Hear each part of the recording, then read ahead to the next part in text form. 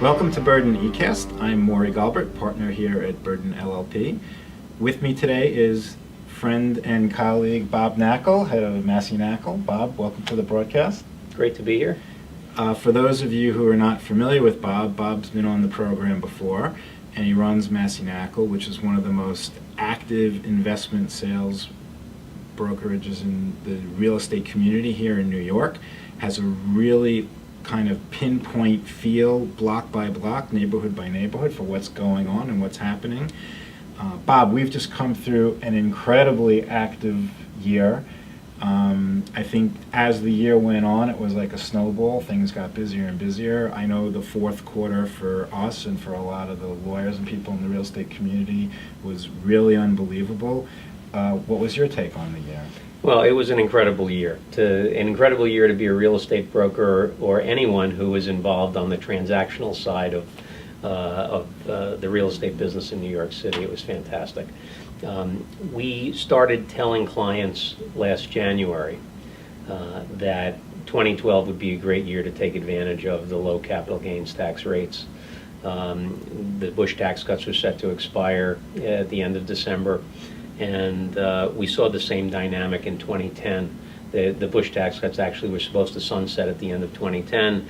A lot of the rhetoric during the midterm elections, politicians were talking about tax policy and what was going to happen.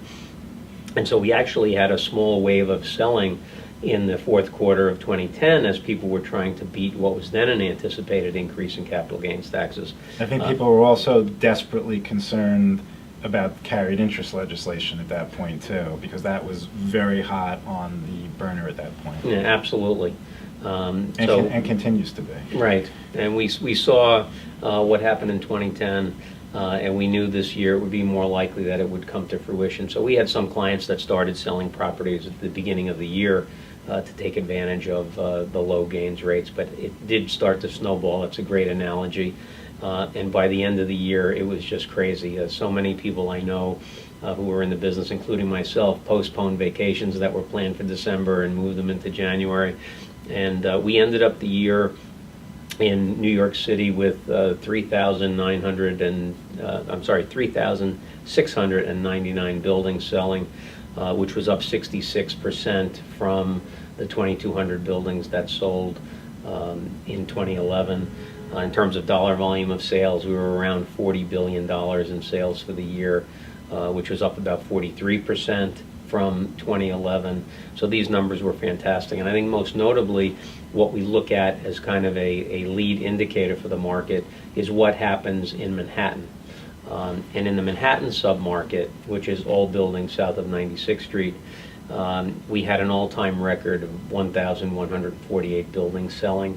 That represented about 4.2% of the total stock of buildings in the marketplace, which we had never seen before. The previous high occurred in 1998, when, as you know, the Clinton administration dropped cap gains rates from 28% to 20%. That caused a rash of selling. I remember being so busy throughout that year as people said, wow, overnight my property just gained 8% in value. And we had appreciation compounding that at the time. So it was just a fantastic year last year.